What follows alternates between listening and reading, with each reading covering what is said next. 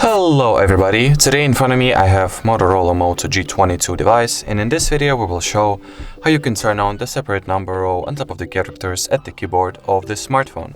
So if you will call up with the keyboard right now, we'll see that there is no separate number row, so in order to add them, you gotta go for the keyboard settings. You can either tap on this gear icon in order to access the settings of this keyboard, or open up the general settings app.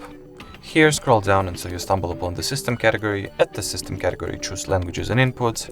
Here, go for the on-screen keyboard, Gboard, or any other keyboard that is currently in use.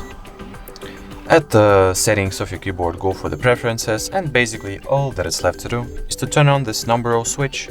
And as you will see right now, that will ultimately mean that we have successfully added the separate number row on top of the characters at the keyboard on this device. So that was it for this video. Thank you so much for watching. If you found this tutorial helpful, don't forget to leave a like, comment and subscribe to our channel. Bye bye!